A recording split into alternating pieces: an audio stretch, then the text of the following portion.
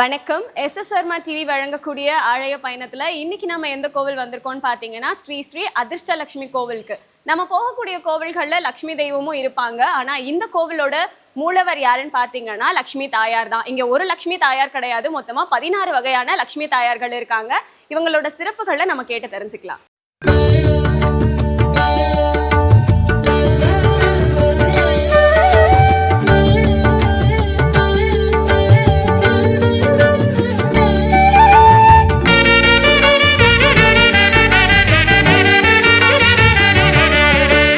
Lakshmi வாராயன்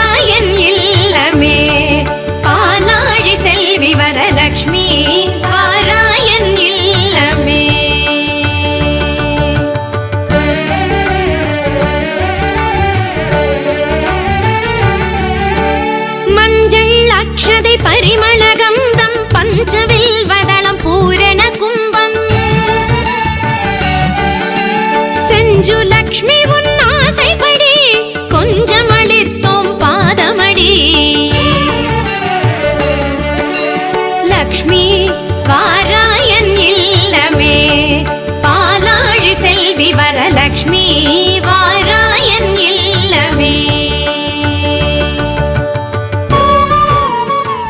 SS. Verma TV வழங்கக்கூடிய ஆலய பயணத்துல நம்ம இப்போ அதிர்ஷ்டலட்சுமி கோவில்ல இருக்கோம். நம்ம கூட இப்போ கோவிலோட ஸ்தாபகர் தண்டபாணி சுவாமிகள் இருக்காங்க. இந்த கோவிலோட சிறப்பை பத்தி அவர்கிட்ட கேட்டு தெரிஞ்சுக்கலாம். ஐயா சொல்லுங்க இந்த கோவிலோட சிறப்பை பத்தி. வணக்கங்கம்மா. ஆக்சுவலாக வந்து பார்த்தீங்களா லக்ஷ்மி அப்படின்னு எடுத்துக்கிட்டாங்களா அவங்களோட வடிவங்கள் வந்து 16 வடிவங்கள். ஆனால் நம்ம லக்ஷ்மி தரிசனம் பண்ணுறது வந்து 8 ரூபத்தில் மட்டும்தான் பார்த்துருப்போம். அஷ்டலட்சுமி அப்படின்னு தான். 16 ரூபத்துக்கு வந்து சோடச மகாலட்சுமின்னு பேர். அதற்கான உலகத்திலே கோயில்கள் எங்கும் இல்லை. சேலம் மாவட்டத்தில் நம்ம ஊரில் மட்டும்தான் அந்த 16 லட்சுமிக்கான கோவில்கள் இருக்குது. ஆக்சுவலாக வந்து பார்த்தீங்கன்னா சேலம் அப்படின்னு எடுத்துக்கிட்டாவே பிரம்மாண்டத்துக்கு பேர் போனது. ஏன்னா இந்தியாவில் முதல்ல உருவான மாவட்டம் வந்து சேலம் மாவட்டம். அதனால தான் சேலத்தில் எல்லா முக்கியமான கோயில்களும், எக்ஸாம்பிள் எடுத்துட்டிங்களா, முருகன் கோயில் வந்து உலகத்திலே உயரமான முருகன் கோயில் வந்து இந்தியாவுக்குள்ளே சேலத்தில் தான் ஃபஸ்ட்டு முத்துமலை முருகன் கோயில். அதே போல் எந்த ஒரு விசேஷமான மானம் சேலத்தில் தான் பிரம்மாண்டமாக அமையுன்னு வச்சுக்கோங்களேன். அதே போல் மகாலட்சுமியோட பேரர்களால் நாம் இருக்கிற ஊர் வந்து பார்த்திங்கன்னா எட்டிக்குட்டைமேடுன்னு பேர் இந்த ஊருக்கு. இந்த ஊர் வந்து முன்னோர்கள் வந்து, அதாவது நான் சொல்கிறது ஒரு 1000 ஆண்டுகளுக்கு முன்னாடி வந்து விக்ரமாதித்தன் ஆண்ட பூமி அப்படின்னு சொல்லுவாங்க இந்த இடத்த. அது இல்லாமல் சித்தர்கள் வாழ்ந்த பூமி. ஆக்சுவலாக கஞ்சமலை வந்து பார்த்தீங்களா நம்ம கோவிலேருந்து கரெக்டாக 10 கிலோமீட்டர் இருக்கும். நம்ம கோவிலேருந்து நேராக நீங்கள் பார்த்தீங்களா கஞ்சமலை உங்களுக்கு கரெக்டாக தெரியுவாங்க.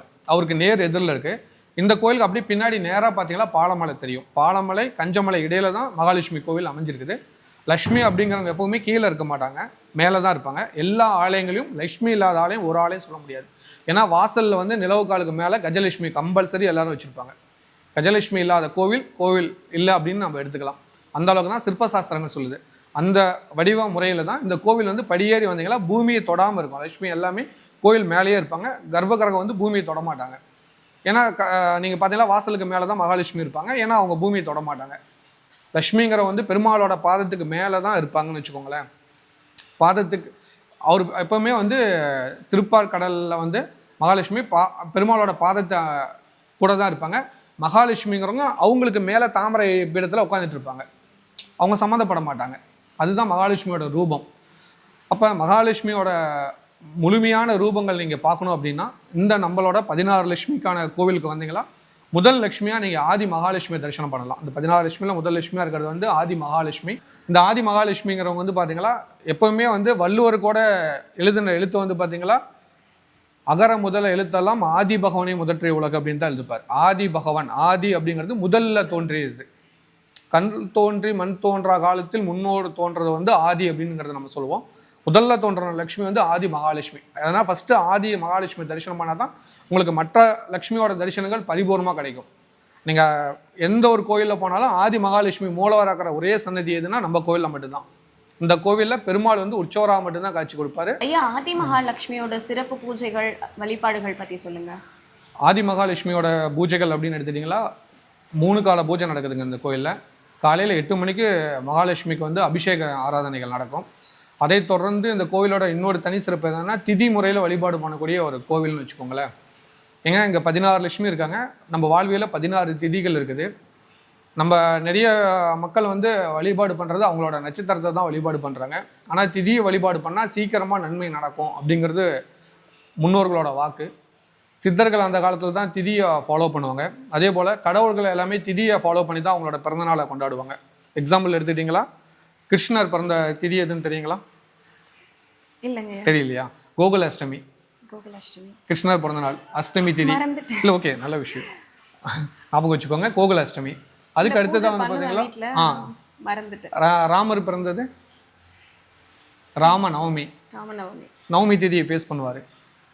இப்போ கடவுளுக்கு விநாயகரோட பிறந்த நாள் சதுர்த்தி. சங்கடகர சதுர்த்திங்கிறது நமக்காக பிரார்த்தனை பண்றது. விநாயகரை வழிபாடு பண்றது வந்து பாத்தீங்களா சதுர்த்தி நாள்ல நம்ம வழிபாடு பண்ணுவோம். அவர் பிறந்த ஆவணி சதுர்த்தியில பிறந்தார் விநாயகரோட. அப்ப கடவுள்கள் எல்லாமே திதியை பேஸ் பண்ணுவாங்க. முருகனோட அவதார நாள் சஷ்டி. இப்ப திதியை பேஸ் பண்ணி தான் ஒவ்வொரு கடவுளும் தன்னோட பிறந்த நாளை வழிபாடு பண்றாங்க. ஏன்னா பிறந்த நாள் அந்த திதியை ஒரு நாள் வழிபாடு பண்ணவே ஓராண்டு நீங்கள் வழிபாடு பண்ணதுக்கான புண்ணியம் கிடைக்கும். அந்த ஒரு நாள் நீங்கள் கரெக்டாக எந்த தமிழ் மாதத்தில் பிறந்தீங்களோ அந்த மாதத்தில் வளர்பிறையில் பிறந்தீங்களா தேய்பிறையில் பிறந்தீங்களான்னு தெரிஞ்சுக்கிட்டு அதற்குரிய கடவுளை வழிபாடு பண்ணணும். அதற்குரிய கடவுள் எங்கே நீங்கள் தேட தேவையில்ல, மகாலட்சுமி தான் அதற்குரிய கடவுள். எல்லாருக்கும் அன்னையாக இருக்கிறவங்க 16 செல்வத்தையும் வணங்குறவங்க அவங்க தான். அவங்கள வழிபாடு பண்ணாவே கிடைக்கும். அதே போல் பிரதமை திதியில் பிறந்தவங்க ஆதி மகாலட்சுமியை வழிபாடு பண்ணாங்களா அவங்களுக்கான நன்மைகள் எல்லாமே நடக்கும். இப்போ நிறைய பேர் வந்து நட்சத்திரத்தை பேஸ் பண்ணி தான் பிறந்தநாள் கொண்டாடிக்கிட்டு இருக்காங்க. ஒரு சிலர் வந்து ஆங்கில மாதத்துல பாத்துக்கிறாங்க, ஒரு சிலர் வந்து நட்சத்திரத்தை பேஸ் பண்றாங்க. நீங்க சொல்றது நான் இப்போதான் முதல் தடவை கேள்விப்படுறேன், திதியை பேஸ் பண்ணி பிறந்தநாள் கொண்டாடணும் அப்படிங்கிறது. அதாவதுங்க பஞ்சாங்கங்கிறது 5 அம்சங்கள் கொண்டது. வாரம், ஓகேங்களா? என்ன கிழமையில் பிறந்தங்கிறது, என்ன திதி, என்ன நட்சத்திரம், என்ன யோகம், என்ன கர்ணம், இந்த 5 முறையும் சேர்ந்தது தான் பஞ்சாங்கம். இந்த பஞ்சாங்கத்தில் ரொம்ப அதிகமாக பயன்படுத்துறது வந்து நட்சத்திரத்தை தான் பயன்படுத்துகிறாங்க. ஜோதிடர்கள் அனைவருமே நட்சத்திரத்தை பயன்படுத்துவாங்க. ஏன்னா சந்திரன் இருக்கிற ஸ்தானம் அப்போ தான் தெரியும். நம்ம என்ன ராசின்னா நட்சத்திரத்தை பேஸ் பண்ண தான் நம்மளோட ராசி தெரியும், நம்ம மன ரீதியான விஷயங்கள் தெரியும். நம்ம மனம் தெரியும், விதியை மாற்றுறது மனத்தோட வேலை இல்லை, விதியை மாற்றுறது நம்ம பிறந்த திதியோட வேலை. அப்போ திதி வழிபாடு நீங்கள் ஆரம்பிச்சிங்களாவே உங்கள் விதி மாறும். நீங்கள் என்ன திதியில் பிறந்தீங்கன்னு கண்டுபிடிச்சிட்டு அதுக்குரிய கடவுளை நீங்கள் வழிபாடு பண்ணீங்களா 100% வெற்றி மட்டுமே இருக்கும். இந்த கோவில் ஒவ்வொரு திதிக்கும் ஒவ்வொரு லட்சுமி நாங்கள் நிர்ணயம் பண்ணியிருக்கோம். இந்த லட்சுமி இந்த திதியில் தான் அப்படிங்கிறது. இவங்க வந்து அமரும் போதே அந்த மாதிரி பேசிக்கில் தான் வந்து அமர்ந்தாங்க. அதுவே எங்களுக்கே ஆச்சரியமாக இருக்கும். நாங்கள் ஒரு லட்சுமி நினச்சிப்போம் இந்த திதிக்கு இந்த லட்சுமி வைக்கலான்னு, ஆனால் அவங்க வைக்கிறப்ப அதுக்குரிய திதியில் அந்த லட்சுமி அமர்ந்திருக்காங்க. அதுவே எங்களுக்கு ஆச்சரியமாக இருந்த விஷயம். அங்கே வந்த குருக்கள் அவங்களே ஆச்சரியப்பட்ட ஒரு விஷயம் என்னன்னு, நாங்கள் ஒரு லிஸ்ட்டு கொடுத்தோம், சுவாமி இந்த திதிக்கு இந்த லட்சுமி வச்சுருங்க அப்படிங்கிற மாதிரி. ஆனால் அவங்க ஒரு சில லட்சுமி வந்து இடம் மாறி அமர்ந்தாங்க, அந்த லிஸ்ட்டோட மாறி அமர்ந்தாங்க. கடவுளே தேர்ந்தெடுத்த கண்டிப்பாக அப்போ தான் நாங்கள் உணர்ந்தோம் நமக்கு மீறின சக்திகள் இங்கே வேலை நடந்துட்டு இருக்கு அப்படிங்கிற ஒரு உண்மையை நாங்கள் உணர்ந்தோம். இதை நாங்கள் உணர்ந்ததுக்கு முன்னாடியே வந்து இந்த கோயில் குருக்கள் வந்தார் இல்லைங்களா, ஸ்ரீரங்கத்தில் இருக்கிற ஐயர் தான் வந்து நரசிம்ம பட்டாச்சாரியா தான் வந்து இந்த கோயிலோட கும்பாபிஷேகம் பண்ணார். அவர் தான் வந்து ஒவ்வொரு லட்சுமியும் வச்சார், பிரதிஷ்டை பண்ணார். அவரே ஆச்சரியப்பட்ட ஒரு விஷயம், எனக்கு தெரியல சாமி, நான் திடீர்னு எடுத்து போய் இந்த லட்சுமி இங்கே வைக்கணும்னு தோணுச்சு, அம்பாலே எனக்கு வைக்க சொல்லிட்டா அப்படின்னு அவர் சொன்னது எனக்கு இன்னும் மனக்கண்ணில் இருக்குது. அவ்வளோ அதுலேருந்து வந்து நாங்கள் கரெக்டான ஒரு வேலையை செய்கிறோம் அப்படிங்கிற ஒரு விஷயத்த நாங்கள் உணர்ந்த தருணம் அதுன்னு வச்சுக்கோங்களேன், இந்த கோயிலோட கும்பாபிஷேகத்தப்ப. கேட்கும் போதே ரொம்ப நெகிழ்ச்சியா இருக்கு. நம்ம அப்படியே சுவாமிகள் கிட்ட ஒவ்வொரு லக்ஷ்மியோட சிறப்புகளையும் கேட்டு தெரிஞ்சுக்கலாம். தனலட்சுமியோட சிறப்பு வழிபாடுகள் பத்தி சொல்லுங்க. ஆக்சுவலாக 2வது லட்சுமியாக நம்ம வழிபாடு பண்ணக்கூடிய லட்சுமி வந்து பார்த்தீங்கன்னா தனலட்சுமி. தனம் அப்படின்னாவே செல்வத்துக்கு அதிபதியாக இருக்கிறவங்க, பணத்தை கொடுக்குறவங்க, செல்வாக்கு கொடுக்குறவங்க. இந்த லக்ஷ்மியோட வழிபாடு வந்து பார்த்தீங்களா பணத்தை சேர்க்குன்னு வச்சுக்கோங்களேன். இவங்களை வழிபாடு பண்ணுறதுனால நம்மளுக்கு செல்வ வளங்கள் சேரும், தடையில்லாத பணம் வரும், நிரந்தர வருமானம் கிடைக்கும். ஒருத்தர் தொழிலில் தடையாக இருக்குது, பிரச்சனையாக இருக்கிறவங்க அப்படின்னு நினச்சிட்டு இருக்கிறவங்க இந்த தனலட்சுமியை வந்து வழிபாடு பண்ணாங்களா 100% அவங்களுக்கு பணம் செல்வாக்கு எல்லாமே கிடைக்கும். 2வது திதியான துதியை திதியில் வந்து வழிபாடு பண்ணீங்களா அவங்களுக்கான செல்வங்கள் சேர்த்துக்கலாம். செல்வலட்சுமியை வழிபாடு பண்ணுறது ரொம்ப நல்லது. தனங்களை வாரி வழங்குறவங்க, உங்களுக்கு எப்போவாவது பணப்பிரச்சனை இருக்குன்னா இவங்ககிட்ட ₹1 காயின் வச்சு வழிபாடு பண்ணுவாங்க. இவங்களுக்கு எப்போவாது பிரச்சனைனா அந்த மாதிரி காயின் வச்சு இவங்ககிட்ட தனலட்சுமிகிட்ட வச்சு வழிபாடு பிரார்த்தனை பண்ணிக்குவாங்க. கண்டிப்பாக அந்த பிரார்த்தனை சீக்கிரமாக நிறைவேறும். வீரலட்சுமி தாயாரோட வழிபாடு பற்றி சொல்லுங்கள். வீரலட்சுமி அப்படின்னு எடுத்துட்டிங்களா 3வது லட்சுமியாக இருப்பாங்க. திருதிய திதி அன்னைக்கு வழிபாடு பண்ணக்கூடிய ஒரு லட்சுமி. நம்ம லக்ஷ்மியிலே நம்ம கேள்விப்பட்டிருப்போம், வீரலட்சுமி ஒருத்தர் வந்துட்டாங்களாவே மற்ற லட்சுமி வந்துடுவாங்க அப்படின்னு. இந்த திருதிய திதி தான் நம்ம அச்சய திருதியாக நம்ம வழிபாடு பண்ணிகிட்டு இருக்கோம். ஒவ்வொரு சித்திரை மாதம் வளர்பிறை 3வது திதியான திருதிய திதி அச்சய திருதி. அந்த நாளில் இந்த லட்சுமிக்கு சிறப்பு அலங்காரம், சிறப்பு அபிஷேகங்கள் எல்லாமே நடக்கும். இவங்களுக்கு ஒவ்வொரு திருதிய திதிக்கும் இவங்களுக்கு வழிபாடு நடக்கும். வளர்பிறை தேய்பிறை 2 நாளுமே அபிஷேகங்கள், வளர்பிறை தேய்பிறையில் அபிஷேகங்கள் நடக்கும். இந்த லட்சுமி வழிபாடு பண்ணுறதுனால நமக்குள்ள இருக்கிற நெகட்டிவிட்டி மாறிடும், பிரச்சனைகள் தீர்ந்துடும். இவங்ககிட்ட அபிஷேகம் பண்ணிட்டு அபிஷேக தீர்த்தம்னு சொல்லி நாங்கள் சந்தன தீர்த்தம் கொடுப்போம், பன்னீர் சந்தனம் கலந்த தீர்த்தம் கொடுப்போம். அந்த தீர்த்தத்தை கொண்டு போய் நீங்கள் தொழில் செய்கிற இடத்துலையோ இல்லை நீங்கள் வியாபாரம் பண்ணுற இடத்துலையோ இல்லை வீட்டிலே தெளிச்சிங்களா உங்கள் குடும்பத்தில் இருக்கிற நெகட்டிவிட்டி மாதிரி பாசிட்டிவிட்டி எனர்ஜிகள் உருவாகும். ரொம்ப ரொம்ப அதீத சக்தி வாய்ந்தவங்க இவங்க தான், செல்வத்தை கொடுக்குறவங்க. அதே போல் நம்ம திருக்கோவிலில் அச்சய திருதி அன்னைக்கு அச்சய வாசல் திறப்பு விழான்னு ஒரு விஷயம் பண்ணுறோம். அச்சய திருதி அன்னைக்கு அச்சய வாசல் திறப்பு அப்படின்ட்டு.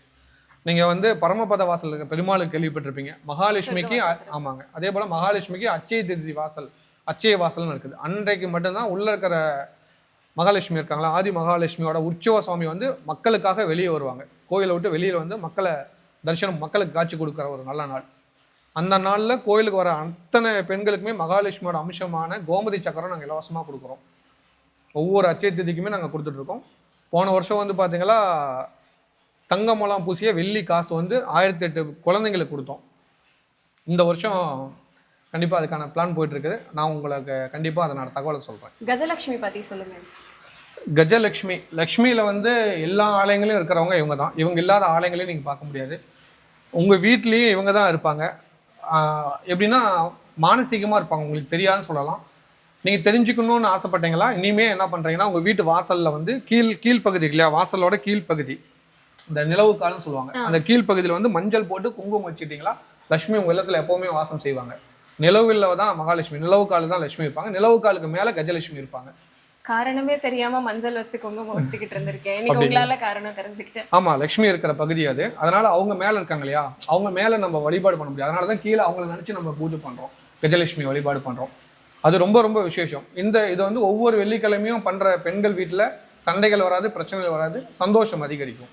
சந்தான லட்சுமியோட சிறப்பு வழிபாடு பத்தி சொல்லுங்கய்யா. சந்தான லட்சுமி இவங்க வந்து பாத்தீங்கன்னா அவங்க எப்பவுமே குழந்தை செல்வத்தோட இருப்பாங்க, ரொம்ப விசேஷமானவங்க. இவங்க வழிபாடு பண்றது வந்து பாத்தீங்கன்னா பஞ்சமி திதி அன்னைக்கு வழிபாடு பண்றோம். பஞ்சம் அப்படின்னாவே, பஞ்சமி அப்படின்னா 5ஆம் திதின்னு சொல்லுவாங்க, 5ஆம் நாள் அப்படிம்பாங்க. இந்த ஒரு குழந்தை முழு உருவம் அடையுது அப்படின்னா, ஒரு பெண்ணுக்கு முழுசா ஒரு குழந்தை உருவத்தை பத்தி ஆராய்ச்சி பண்ணா 5ஆவது மாசத்துல போய் செக்அப் பண்ணாங்களா அந்த குழந்தையோட முழு வடிவங்கள் தெரியும் அப்படின்னு சொல்லுவாங்க. அவங்களுக்கு அந்த நம்ம வயிற்றுல இருக்கிற குழந்தைக்கு எந்த பிரச்சனையும் இல்லாமல் ஆரோக்கியமா இருக்குங்கிறது 5ஆவது மாதத்துல போய் செக் பண்ணுவாங்க. அப்பதான் வந்து முழு ரிசல்ட் கிடைக்கும். அதே போலதான் இந்த சந்தான லட்சுமி வந்து பஞ்சமி திதி அன்னைக்கு வழிபாடு பண்றது. குழந்தை பாக்கியம் இல்லாத தம்பதிகள் இங்க இருக்கிற சந்தான லட்சுமிக்கு வந்து தேன் அபிஷேகம் பண்ணிட்டு அந்த தேனை சாப்பிட்டாங்களா சீக்கிரமாவே குழந்தை பாக்கியம் கிடைக்குங்கிறது இந்த கோயிலோட ஐதீகங்க. தானிய லட்சுமியோட சிறப்பு வழிபாடு பத்தி சொல்லுங்க. தானிய லட்சுமி வந்து பாத்தீங்களா சஷ்டி திதி அன்னைக்கு வழிபாடு பண்ணக்கூடிய ஒரு லட்சுமி எதுனா தானிய லட்சுமி. நம்ம குடும்பத்துல எப்பவுமே வந்து தானியங்கள் நிறைஞ்சிருக்கணும். தானியம் இல்லை அப்படின்னாவே குடும்பத்துல சண்டை பிரச்சனைகள் ஈஸியா உள்ள வந்துடும். பெரும் பிரச்சனையே வந்து உணவுல தான் நடக்குது. அந்த உணவு கொடுக்கறவங்களே வந்து தானிய லட்சுமி தான். இவங்க வந்து சஷ்டி திதி அன்னைக்கு சொல்லுவாங்க. சஷ்டி திதியில ஒரு மனுஷர் விரதம் இருந்தாலும் அகப்பையில கிடைக்கும் அப்படிம்பாங்க. அதாவது கருப்பையில வந்து குழந்தை பாக்கியம் கிடைப்பாங்க. அப்ப சத்தான உணவுகள் சாப்பிட்டாங்களா நல்லது நடக்கும் அப்படிங்கிறனால இவங்க வந்து பாத்தீங்களா தானிய லட்சுமி வந்து சஷ்டி அன்னைக்கு வழிபாடு பண்ணாங்களா எப்பவுமே ஆரோக்கியமா இருக்கலாம்னு வச்சுக்கோங்களேன், தானிய லட்சுமி வழிபாடு பண்றதுனால. அதே போல உங்க வீட்டுல வறுமைங்கிறது இருக்கவே இருக்காது, செல்வம் எப்பவும் நிறைஞ்சிருக்கும் தானிய லட்சுமியோட அன்பால. அடுத்த லட்சுமி தாயார் பார்க்கலாம். விஜயலட்சுமி தாயாரோட சிறப்பு வழிபாடுகள் பத்தி சொல்லுங்க. விஜயலட்சுமி வந்து பாத்தீங்களா ரொம்ப சிறப்பு வாய்ந்தவங்க. ஒரு பெண் திருமணமாகி ஒரு புகுந்து வீட்டுக்கு போறாங்க அப்படின்னா விஜயம் அப்படின்னு சொல்லுவாங்க. புதுசா ஒரு பெண் வராங்க அப்படின்னா, ஒரு பெண் குழந்தை பிறக்குதுன்னா விஜயம் அப்படின்வாங்க, லட்சுமியோட அம்சம் சொல்லுவாங்க. இவங்களை வழிபாடு பண்ணக்கூடிய திதி வந்து பாத்தீங்களா விஜயலட்சுமியோட வழிபாடு திதி வந்து சப்தமி திதி அன்னைக்கு வழிபாடு பண்றது. இந்த சப்தமி அப்படிங்கிறது ரொம்ப விசேஷமான ஒரு திதி, 7வது திதியா வரக்கூடிய ஒரு திதி வந்து சப்தமி திதி. அந்த நாள்ல தான் மகாலட்சுமி விஜயலட்சுமிக்கு வந்து வழிபாடு பண்றோம். திருமண தடையா இருக்கிறவங்க யாரா இருந்தாலும் சப்தமி திதி அன்னைக்கு மகாலட்சுமிக்கு மல்லிகைப்பூ மாலை சாத்தி வழிபாடு பண்ணாங்களா நிச்சயமாக சீக்கிரம் திருமணம் நடக்குங்கிறது இந்த கோயிலோட ஐதீகங்க. ஐயா, வரிசையா வந்து லட்சுமி தாயார்களையும் அவங்களோட சிறப்பு வழிபாடுகளையும் பார்த்துட்டு இருக்கோம். இங்க வந்து குபேரர் அவரோட மனைவியோட சன்னதி இருக்கு. இவங்களோட சிறப்பு வழிபாடு பத்தி சொல்லுங்க. மகாலட்சுமி எங்க இருந்தாலும் அங்க குபேரர் இயற்கையாவே வந்துடுவாரு. ஏன்னா மகாலட்சுமி இருக்கிற செல்வத்தை பாதுகாக்கிறது தான் இவரோட வேலையே. இவரை வழிபாடு பண்றது வந்து பாத்தீங்கன்னா ரொம்ப ரொம்ப ஈஸியான ஒரு வழிபாடு, ரொம்ப சிம்பிளான ஒரு குபேர வழிபாடுங்கிறது. நிறைய பொதுமக்களுக்கு குபேர வழிபாடு தெரியாமே இருக்காங்க, அதுதான் ரொம்ப பிரச்சனையா இருக்குது. ஒரு சில வாய்ப்புகள் உங்ககிட்ட ஒரு சில கொஸ்டின் கேட்கறேன், ஈஸியான பதில் சொல்லுங்க, இல்லைன்னா அவங்களுக்கு விளக்கம் தரேன். குபேர வழிபாடு நீங்க எப்படி பண்ணுவீங்க வீட்டுல? எல்லா கடவுளோடையும் குபேரரையும் வச்சு கற்பூர தீபாராதனை காமிச்சு வழிபடுவேன். தனியா வழிபாடு அப்படிங்கறது நீங்க இன்னும் பண்ண ஆரம்பிக்கல? பண்ணதும் இல்ல, பார்த்ததும். சரி, ஓகே. குபேர வழிபாடு எந்தெந்த நாள்ல பண்ணலாங்கிற ஒரு விஷயத்த நான் உங்களுக்கு சொல்றேன். குபேர வழிபாடு வந்து நிறைய பேர் வியாழக்கிழமை பண்ணுவாங்க கண்டிப்பா. அவரோட சூட்சமையும் வந்து பாத்தீங்கன்னா புதன்கிழமையில தான் இருக்குது. அதுதான் அவரோட ரகசியம். குபேர வழிபாடு புதன்கிழமை பண்றது ரொம்ப ரொம்ப சிறப்பு வாய்ந்த ஒரு சூட்சமம். புதன்கிழமை வழிபாடு பண்ணணும். அவருக்கு நெய்வேத்தியமா வைக்கக்கூடிய பொருள் வந்து ஊறுகாய் தான் வைக்கணும். ஊறுகால ஏதாவது எனி ஊறுகாய் தான் வைக்கணும். ஏன் ஊறுகாய் வைக்கணும் அப்படின்னு எடுத்துட்டீங்களா, ஊறுகாயோட நோக்கமே வந்து கெடாத ஒரு பொருள் எதுனா ஊறுகாய் மட்டும்தான். அப்ப குபேரனுக்கு ஒரு பொருள் நீண்ட நாள் நிலைச்சிருக்கும் அப்படிங்கிற ஒரு விஷயம் வந்து குபேரனுக்கு. லட்சுமிக்கு பயன்படுத்தக்கூடிய பொருள் வந்து தேன், அதுவும் நீண்ட நாள் கெடாதது. ஓகேங்களா, ரெண்டு பேத்துக்கும் ஒரு சம்பந்தம் இருக்குது. குபேரனுக்கு வந்து எப்பவுமே ஊறுகாய் வைத்து வழிபாடு பண்ணீங்களா நீங்க நினைச்ச காரியம் சீக்கிரம் கிடைக்கும். அதனாலதான் ஒவ்வொரு வீட்லயும் கட்டாயம் ஊறுகாய் இருக்கணும் அப்படிங்கிறது ஒரு ஐதீகம் இருக்குது. உங்க வீட்டுல ஊறுகாய் இருக்கா? இனிமே ஊறுகாய் வாங்கி வச்சுக்கோங்க. கண்டிப்பா வச்சுக்கிறீங்க. ஊறுகாய் இருந்தா லட்சுமி அங்க இருப்பா, குபேரன் கூட இருப்பாரு. ஊறுகாயில லட்சுமியும் இருப்பாங்க, குபேரனும் இருப்பாரு. குபேரனோட மனைவியும் சேர்ந்து காட்சி தராங்க. எப்பவுமே வந்து குபேரன் வந்து தன்னோட மனைவி இல்லாம இருந்ததா சரித்திரமே இல்லை. அதே போல அவர் கையில எப்பவுமே வந்து பாத்தீங்கன்னா கீரி பிள்ளை வச்சிருப்பாரு. அவரோட கையில வந்து பாத்தீங்கன்னா கீரி பிள்ளை இருக்கும். அது என்ன காரணம்? இவரோட வாகனம். வாகனம். ஆமாங்க. இவருக்கு வந்து பார்த்தீங்களா குபேரன் பொறுத்த வரைக்கும் இவரோட ஈஸியாக வழிபாடு பண்ணுறது புதன்கிழமை புதன் ஹோரையில் ஊறுகாய் வைத்து வழிபாடு பண்ணால் 100% காரியம் நடக்கும். நம்ம கோவிலில் ஒவ்வொரு புதன்கிழமையும் காலையில் 8 மணிக்கு குபேரனுக்கும் சித்திரலேகாவுக்கும் அபிஷேகம் நடக்கும். ஐயா, குபேரருக்கு கீழே இருக்கக்கூடிய இந்த சிற்பங்கள் பற்றி சொல்லுங்கள். ஆக்சுவலாக குபேரன் இருந்தாவே அவங்களுக்கு வந்து சங்கு நிதி பதும நிதினு 2 நிதிகள் இருக்கும். நவநிதியில் வந்து ரொம்ப முக்கியமான 2 பேர் இருப்பாங்க, சங்கு நிதியும் பதும நிதியும். ஓகேங்களா? அதே போல் குபேரனோட வாகனம் வந்து குதிரை. நீங்கள் நிறையா வீட்டில் பார்க்கலாம், குபேரனோட அம்சமாக குதிரை அப்படி காலை தூக்கிட்டு இருக்கிற வச்சுருப்பாங்க சிம்பிளாக. பார்த்துருக்கீங்களா? அது வந்து குதிரை குபேரனுக்குரியது. அதே போல் மீன் நிறையா வீட்டில் பார்த்துருக்கலாம், நல்லா கோல்டு கலரில் அலங்காரம் பண்ணி வச்சுருப்பாங்க. அதுவும் வந்து பார்த்தீங்களா குபேரனோட சிம்பிள் தான் மீன். உங்கள் வீட்டில் மீன் வளர்த்தீங்களா செல்வம் செழிப்பாக இருக்கும். சூட்சமம். குதிரை வளர்த்தா செல்வம் வரும். குதிரை இப்போ வளர்க்க முடியாது, ஏன்னா ரொம்ப செலவாகும். ஆனால் மீன் ஈஸியாக வளர்க்கலாம், மீனை வளர்த்துக்கலாம். அதே போல் கம்பல்சரி வீட்டில் வெள்ளிக்கிழமை தாமரை பூ வாங்கி வச்சாகணும். தாமரைங்கிறது குபேரனோட அம்சமான ஒரு பொருள். அதனால தான் மகாலட்சுமிக்கு பிடித்த ஒரு மலர்கள் எல்லாம் தாமரையும் மல்லிகைப்பூன்னு சொல்லுவாங்க. மல்லிகைப்பூ வந்து மகாலட்சுமியும் மகாவிஷ்ணுக்கும் உரித்த ஒரு பொருள். குபேரனுக்கு பிடிச்ச பொருள் தான் தாமரை. அப்போ உங்களுக்கு ஒரு செல்வம் தேவை அப்படின்னா தாமரை கொடுத்தா உங்களுக்கு செல்வம் கிடைக்கும். நீங்கள் நினைச்சது நடக்கணும் அப்படின்னா மல்லிகைப்பூ கொடுக்கணும். 2க்கும் வித்தியாசம் இருக்குது. அந்த பூக்கள்லேயே நம்ம இது ஃபாலோ பண்ணிக்கலாம். அதே போல் லக்ஷ்மி வழிபாட்டில் இன்னொரு சூட்சமும் இருக்குது. நீங்கள் வந்து வைத்திய செலவுக்காக நீங்கள் பண்ணோம் அப்படின்னு எடுத்துட்டீங்களா, துளசியை கொடுக்கணும் மகாலட்சுமிக்கு. ஆமாங்க, துளசி மாலை போடணும். ஒவ்வொரு காரணத்துக்கும் ஆமாம், ஒவ்வொரு வழிபாடு இருக்குது, ஒவ்வொரு மாலைகள் இருக்குது. அந்த காலத்திலே இதெல்லாம் சித்தர்கள் மகான்கள் அவங்கெல்லாம் இதை பற்றின விஷயங்கள் எல்லாம் பழைய நூல்களில் இதை பற்றின தெளிவான விளக்குறையோடு கொடுத்துருக்காங்க. ஒவ்வொரு பூக்கும் ஒரு காரணம் இருக்குது அப்படின்னு சொல்லிட்டு. ரொம்ப நன்றிங்கய்யா. அடுத்த லட்சுமி பார்க்கலாம். வித்யாலட்சுமி தாயாரோட சிறப்பு வழிபாடுகள் பற்றி சொல்லுங்க. வித்யாலட்சுமி அப்படின்னாவே கல்விக்கு அதிபதியான மகாலட்சுமி இவங்க தான். அதனால் வந்து அஷ்டமி திதியில் வழிபாடு பண்ணணும். அஷ்டம் அப்படிங்கிறது வந்து சரி பாதியாக சொல்லக்கூடிய ஒரு திதி எதுனா அஷ்டமி நாள் தான். அதாவது சரி பாதியாக இருக்கக்கூடிய ஒரு நல்ல நாள் அப்படின்னு எடுத்துட்டிங்களா. நீங்கள் அன்னைக்கு மட்டும் நிலாவை பாதி நிலாவா சரி பாதி நிலாவை நீங்கள் பார்க்கணுன்னா அஷ்டமி அன்னைக்கு நீங்கள் பார்த்தீங்களா சரி பாதியாக அந்த நல்லா தெரியும். அப்போ ஒரு விஷயம் முழுமையாக ஆகணும் அப்படின்னா அது ஒரு விஷயம் பாதியிலேருந்து முழுமையாக அப்படின்னா வித்யா தேவை. அப்போ ஒரு மனிதன் பிறந்துட்டா அவனை பாதி மனிதன் தான். அவன் முழுமையாக ஆகணும்னா வித்யா கல்வியை கற்றுக்கணும்னு அர்த்தம். அதனால அஷ்டமி தேதிக்கு வித்யாலட்சுமி வழிபாடு பண்ணீங்களா கல்வியில் சிறந்து விளங்கலாம். தடையான கல்விகள் எல்லாம் தடையெல்லாம் நடத்தி கொடுப்பாங்க. இந்த நீட் எக்ஸாம் சம்மந்தமான பிரச்சனைகளுக்கு இந்த கோவிலை வழிபாடு பண்ணி இன்னைக்கு ஒரு 10-15 பிள்ளைங்க வந்து டாக்டருக்கு படிச்சுட்டு இருக்காங்க இந்த கோவிலில் வித்யாலட்சுமியில் அஷ்டமி தேதியில் வழிபாடு பண்ணி. கேட்கவே ரொம்ப சந்தோஷம். கண்டிப்பாங்க, ஏன்னா இவங்க அவ்வளோ சக்தி வாய்ந்தவங்க. இவங்களுக்கு ஃபாரின்ல இருக்கிற ஒரு குழந்தை வந்து ஒரு எக்ஸாமில் வந்து ஃபெயில் ஆயிடுச்சு. அவங்க அடுத்த எக்ஸாம் எழுதுறதுக்கான ஒரு விண்ணப்பம் வைக்கிறாங்க. உடனே எக்ஸாம் எழுதணும். அதில் எழுதினா தான் அதுக்கு அடுத்த பொசிஷனுக்கு போக முடியும் ஃபாரின் பொறுத்த வரைக்கும். இப்போ நம்மள மாதிரி +2 அப்படிலாம் இல்லை. அங்கே வந்து கிரேடு மாதிரி சொல்லுவாங்க ஃபாரினில் பொறுத்த வரைக்கும். அவங்களுக்கு வந்து ஒரு சின்ன குழப்பம் வந்துருச்சு. அதில் கொஞ்சம் மார்க் கம்மியாகிற மாதிரி அந்த பொண்ணு வந்து எழுதின பொண்ணுக்கு தெரியல இல்லைங்களா, ஒரு பயம் வரும் இல்லைங்களா, நம்ம கம்மியாக எழுதிட்டோம் ரிசல்ட் என்ன ஆகுதோ தெரியல அப்படின்னு சொல்லிட்டு அவங்க ஒரு குழம்பு போயிருந்தாங்க. உடனே எனக்கு ஃபோன் பண்ணாங்க, இந்த மாதிரி சுவாமி இப்படி எனக்கு இப்படி ஒரு ப்ராப்ளம் இருக்குது, எங்கள் பாப்பாவுக்கு படிப்பு எழுதிட்டு வந்துட்டா ஆனால் மார்க் கம்மியாகவும் சொல்லி அழுதுகிட்டே இருக்கிறா, நிம்மதியாக மாட்டேறா அப்படின்னாங்க. நான் உடனே என்ன பண்ணேன்னா எங்களோட குருக்களை வர வச்சு அவங்க பேர் நட்சத்திரத்துக்கு இந்த சுவாமி கிட்ட வந்து அர்ச்சனை பண்ணி வீடியோ காலில் அந்த பொண்ணை பாருமா, இந்த அம்மாட்ட நீ அப்படி நேர்லேயே பிரார்த்தனை பண்ணுறாலும் பிரார்த்தனை பண்ணிக்கோ, கண்டிப்பாக உனக்கு மார்க் வந்துடும், நீ பயப்பட தேவையில்ல, அடுத்த கிரேடுக்கு நீ போயிடுவ, நீ பயப்படுற மாதிரி நடக்காது, லட்சுமி நம்பு அப்படின்னு சொல்லி நம்ம பண்ணோம். 100% அந்த பொண்ணு பாஸ் பண்ணி அடுத்த லெவலுக்கு போயிட்டா. அந்த ரிசல்ட்லேயே பாஸ் ஆகிட்டா. அவள் எழுதுனா ஆனால் அவளுக்கு ஒரு பயம் இருக்கு இல்லையா, எப்பவுமே எக்ஸாம் எழுதுனா அது சரியா தப்பான ஒரு பயம் இருக்குல்ல, கம்மி மார்க்காக ஆகிடும், 1 மார்க் குறைச்சா கூட தப்பாயிடும் இல்லையா. அவங்க அப்படி பயந்தவங்களுக்கு கூட சரி பண்ணி கொடுத்தவங்க அந்த லட்சுமி. தைரியமான ஒரு லட்சுமின்னு வச்சுக்கோங்களேன். இவங்களுக்கு நீங்கள் வழிபாடு பண்ணிட்டு போய் எக்ஸாம் எழுதுனீங்களா உங்களுக்கு 100% அந்த எக்ஸாம் ஈஸியாக இருக்கும். நீங்கள் என்ன நான் என்ன சொல்லணும்னா, ஒரு லட்சுமி பற்றி நான் சொல்கிறேன் அப்படின்னா நீங்கள் தயவு செஞ்சு வந்து இந்த லட்சுமி டெஸ்ட் பண்ணுங்க.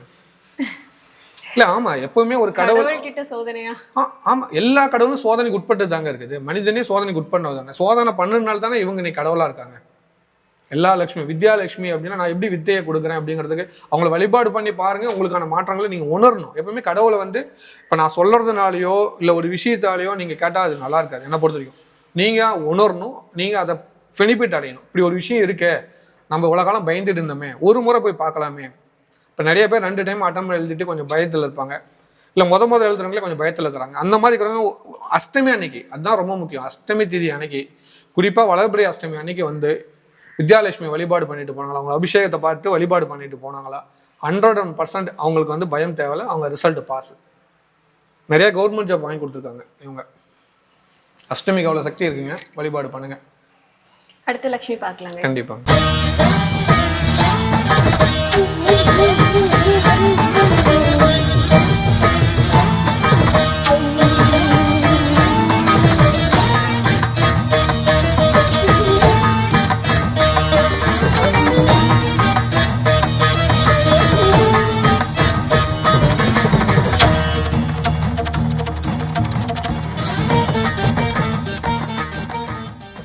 ஐயா, சௌபாகிய லட்சுமியோட சிறப்பு வழிபாடுகள் பத்தி சொல்லுங்க.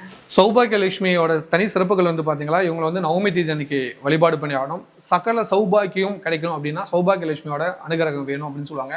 இந்த 16 லட்சுமி வழிபாடு பண்ற என்ன ஒரு புண்ணியமோ, இந்த சௌபாகிய லட்சுமியை ஒருத்தரை நவமி தேதி அன்னைக்கு வழிபாடு பண்ணீங்களா அந்த புண்ணியம் உங்களுக்கு அந்த ஒரே நாளில் கிடைக்கும். அவ்வளோ சிறப்பு வாய்ந்தவங்க இந்த சௌபாகிய லட்சுமி.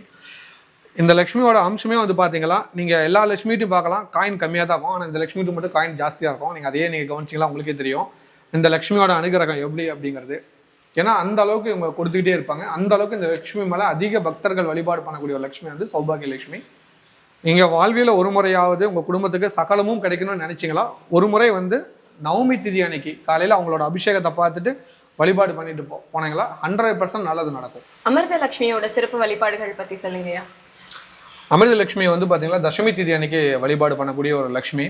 அதாவது பார்த்தீங்களா, நம்ம தசமி அப்படிங்கிற ஒரு நல்ல நாள் வந்து மகாலட்சுமியோட அவதார நாள்னு சொல்லுவாங்க.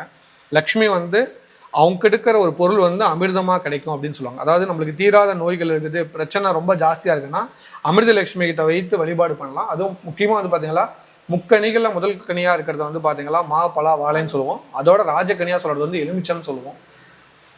சரிங்களா, அந்த எலுமிச்சங்கனி ராஜக்கனியை இவங்ககிட்ட வைத்து வழிபாடு பண்ணிட்டு, எக்ஸாம்பிள் உங்கள் உடம்புல எந்த மாதிரி காலில் பிரச்சனையாக அந்த லட்சுமியோட பாத பகுதியில் வைக்கணும், உங்கள் கைக்கு பிரச்சனையாக கையில் வைக்கணும், இதே வயிறு பகுதி பிரச்சனை வயிற்றில் வைக்கணும், இல்லை உங்கள் நெற்றியில் பிரச்சனையாக அங்கே நெற்றியில் வச்சுக்கணும். இந்த எலுமிச்சங்காயை இப்போ நெற்றியில் வச்ச எலுமிச்சங்காயை உங்கள் வீட்டில் கொண்டு போய் வச்சு அடுத்த நாள் காலையில் வீட்டில் சுவாமி விளக்கேற்றிட்டு அந்த எலுமிச்சங்காயை ஜூஸ் போட்டு குடிக்கணும். அப்படி குடிச்சிங்களா உங்கள் உடம்புல இருக்கிற பிரச்சனைக்கு தீர்வுகள் கிடைக்கும்.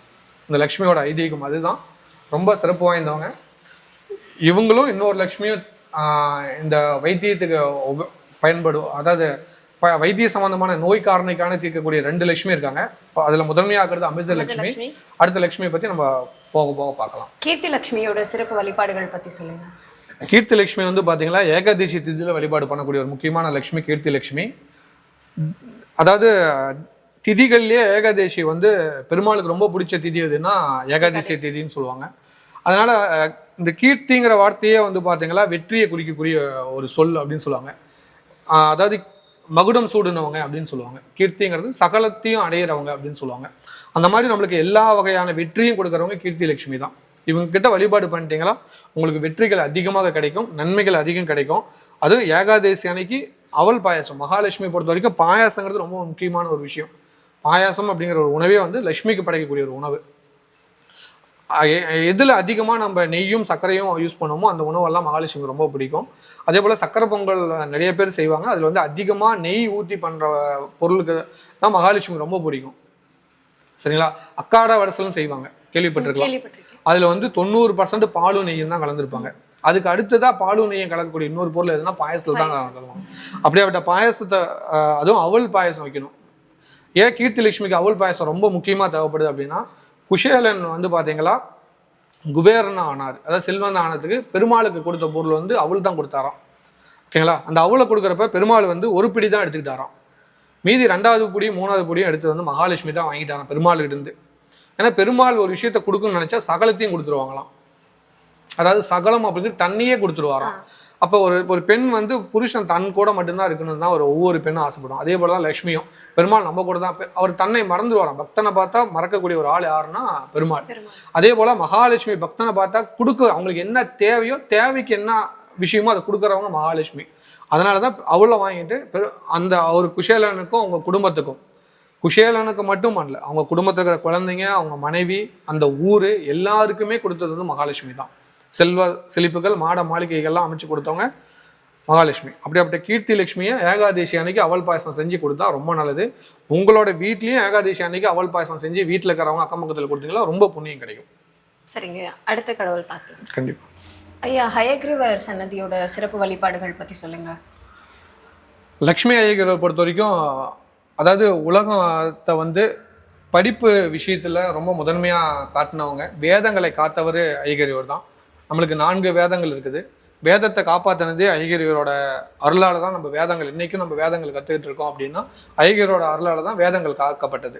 அப்படி ஐயகிரியை வந்து வழிபாடு பண்ணுறதுனால அனைத்து நன்மைகளும் நடக்கும். இவருக்கான அபிஷேக நாள்கள் வந்து ஞாயிற்றுக்கிழமை நாள் தான் வந்து இவருக்கு அபிஷேகம் நடக்கும். எதுக்காக ஞாயிற்றுக்கிழமையில வழிபாடு பண்ணணும்?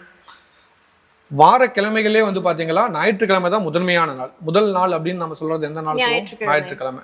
அப்போ ஒரு விஷயத்தை கற்றுக்கிறோம், முதலாக கற்றுக்கணும்னா எந்த நாளில் பண்ணணும்? ஞாயிற்றுக்கிழமை. அதனால தான் ஞாயிற்றுக்கிழமையில இவங்களுக்கு வந்து அபிஷேகங்கள் ஆராதனைகள்லாம் நடக்கும். அப்போ ஒவ்வொரு குழந்தைகளும் ஞாயிற்றுக்கிழமை நாளில் இவங்களை வழிபாடு பண்ணிட்டு நேராக சூரியனை போய் வழிபாடு பண்ணணும். வழிபாடு பண்ணாங்களா 100% படிப்பு தடைகள், கற்றல் விஷயம், ஒரு கலையை கற்றுக்கிறாங்க அப்படின்னா அந்த கலை சம்பந்தமான தடைகள் வராது. ஐயகிரி வழிபாடு பண்ணுறாங்க. கல்வி மட்டும் இல்லை, கலைகளையும் கற்றுக்கலாம். 64 கலைகள் இருக்குது. அந்த 64 64 கற்றுக்கணும்னா ஐயகிரியோட அனுகிரகம் இருந்தால் தான் கற்றுக்க முடியும். இவரை வணங்கிட்டு அதுக்கப்புறம் நம்ம தொடங்க. ஆமாம், எப்பவுமே ஞாயிற்றுக்கிழமையில தொடங்கக்கூடிய ஒரு செயலுக்கு வந்து சக்திகள் ஜாஸ்தி அப்படின்னு முன்னோர்கள் சொல்லியிருக்காங்க. அதுவும் வந்து அதுக்குரிய கடவுள்களையும் அதுக்குரிய பிரபஞ்ச சக்தியான சூரிய பகவானையும் வணங்கிட்டு தொடங்கினா மிகப்பெரிய வெற்றிகள் கிடைக்கும். ஞாயிற்றுக்கிழமைங்கிறது சூரியனோட நாள். இவருக்கு வழிபாடு பண்ணுறதுக்கு வந்து பார்த்தீங்களா சக்கரை பொங்கல் வழிபாடு பண்ணலாம். அதுவும் குறிப்பாக வந்து பார்த்தீங்களா கோதுமையால் செய்யப்பட்ட உணவுகள் இவருக்கு வழிபாடு பண்ணுறது ரொம்ப ரொம்ப நல்லதுன்னு சொல்லுவோம்.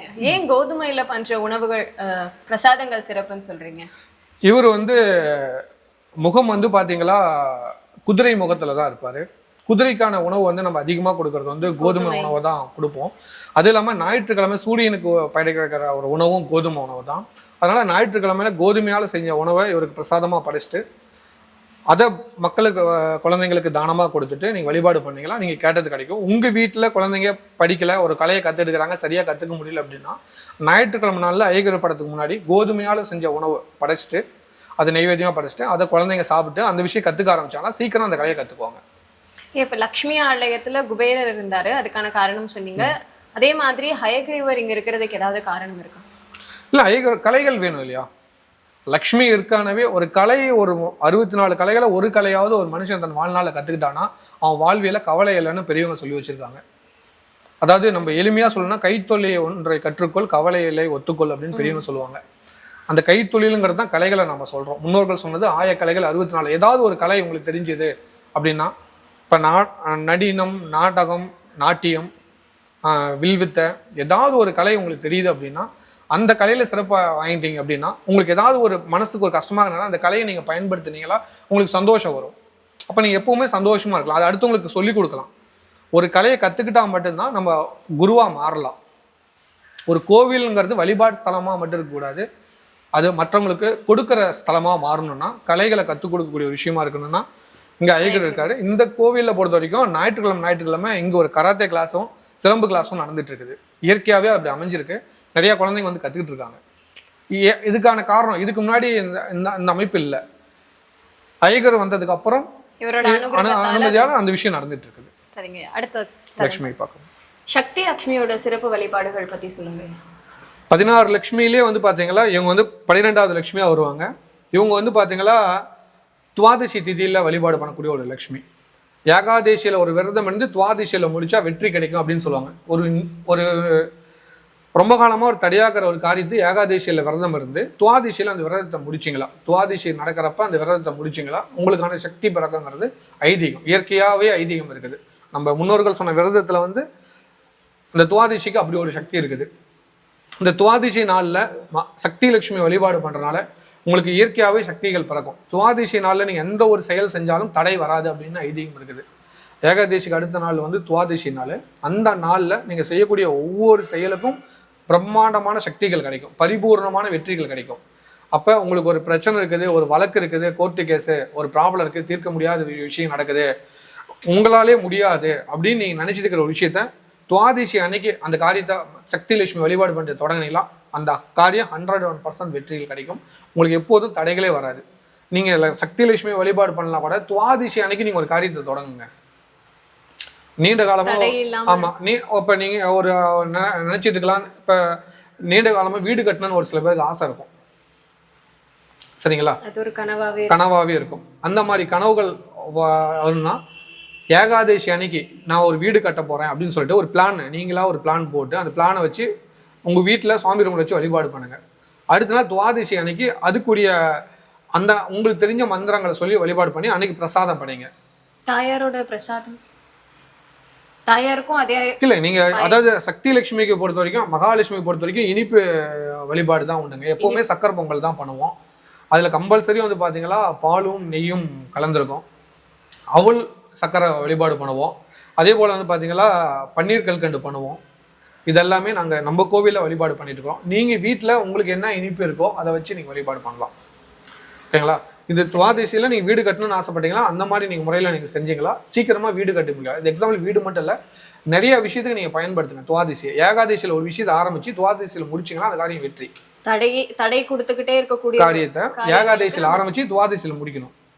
அப்போ நீங்கள் ஒரு விஷயத்த 2 நாள் செய்யணும் அப்படின்னு சொல்லுவாங்க. ஒரு வேலையை 2 நாள் வழிபாடு ஆமாம் தொடர்ந்து வழிபாடு பண்ணணும். தடைகள் கண்டிப்பாக அப்படியே எவ்வளோ பெரிய தடையாக இருந்தாலும் நிவர்த்தி ஆடும்.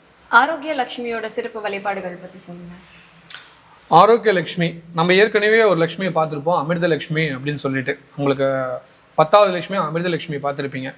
ஆரோக்கிய லட்சுமி பூஜை வந்து பார்த்தீங்களா திரையோதசி திதியில் பண்ணக்கூடிய ஒரு பூஜை வந்து இவங்களுக்கு திரையோதசி திதியில் அபிஷேகங்கள் ஆராதனைகள் எல்லாமே நடக்கும். அதே போல் இந்த திரையோதசி திதி தான் நமக்கு பிரதோஷ நாள் வருது. பிரதோஷ நாளே வந்து பார்த்தீங்கன்னா உலக மக்களை காக்கிறதுக்காக சிவபெருமான் ஆழகால விஷயத்தை உண்ட நாள் தான் பிரதோஷ நாள்னு சொல்லுவாங்க. ஏன்னா நோய் நொடிகள் வரக்கூடாது, அவங்களுக்கு எதுவும் தாக்கக்கூடாது, விஷத்தால் எந்த பிரச்சனையும் வரக்கூடாது அப்படின்னு ஒரு விஷயத்துக்காக தான் பிரதோஷ விழாவே கொண்டாடப்படுகிறோம். அதே போல தான் இந்த ஆரோக்கிய லட்சுமிக்கு வந்து பார்த்தீங்கன்னா திரையோதசி திதி அன்னைக்கு காலையில் அபிஷேகங்கள் நடக்கும். இவங்களை வழிபாடு பண்ணிங்களா ஆரோக்கியம் அதிகரிக்கும். உங்களுக்கு உடல் சம்பந்தமான பிரச்சனைகள் இருந்தால் ஆரோக்கிய லட்சுமியை திரையோதசி திதி அன்னைக்கு வழிபாடு பண்ணுங்க. இவங்களை வழிபாடு பண்ணும் போது அமிர்த லட்சுமியும் சேர்த்து வழிபாடு பண்ணணும். இந்த 2 லட்சுமியும் ஒரு சேர்த்து நீங்கள் வழிபாடு பண்ணீங்களா உங்களுக்கு ஆரோக்கிய சம்பந்தமாக பிரச்சனைகள் தீர்வுகள் கிடைக்கும், நல்ல மாற்றங்கள் சொல்லியிருந்தீங்க. முதல்ல வந்து அமிர்த லட்சுமி ஆரோக்கியத்தை பொறுத்தவரை, அடுத்து இன்னொரு லட்சுமி பார்க்கலாம்னு சொல்லியிருந்தீங்க. அவங்க ஆரோக்கிய லட்சுமிங்க. இவங்களுக்கு வந்து திரையோதசி திதிங்க. தசமி அன்னைக்கு ஒரு வழிபாடு பண்ணிட்டு அதே திரையோதசி திதி 3 நாள் கழிச்சு ஆரோக்கிய லட்சுமி வந்தீங்களா உங்க உடம்பு பிரச்சனை ரிசல்ட் கன்ஃபார்மா சரியாயிடும். அதான் எந்த டாக்டர் சொல்லுவாங்களே 3 நாள் கழிச்சு நான் சொல்றேமா அப்படின்னு சொல்லுவாங்க இல்லையா, அது அந்த 3வது நாள் தான் இவங்க ஆரோக்கியத்தை கொடுக்குறவங்க. அமிர்தத்தை சாப்பிட்டா நம்ம ஒரு மாத்திரை சாப்பிட்டா ரிசல்ட் 3 நாள் கழிச்சு சரியாகும் சொல்லுவாங்க, ஆரோக்கியம் ஆகிடும். சாதாரணமா ஒரு காய்ச்சல்னா கூட 3 நாள் தொடர்ந்து எடுத்துக்கணும், 3வது நாள் தான் தெரியும் சரியாகும் அப்படிம்பாங்க. 3 நாள் 3 வேளை இது எல்லாமே இந்த 3 சம்மந்தப்படுத்தி தான் வரும். 3வது லட்சுமியா இருப்பாங்க. 13வது லட்சுமி இவங்க ஆரோக்கிய லட்சுமி. அடுத்த லட்சுமி பார்க்கலாம். ஞான லட்சுமியோட சிறப்பு வழிபாடுகள் பத்தி சொல்லுங்கய்யா.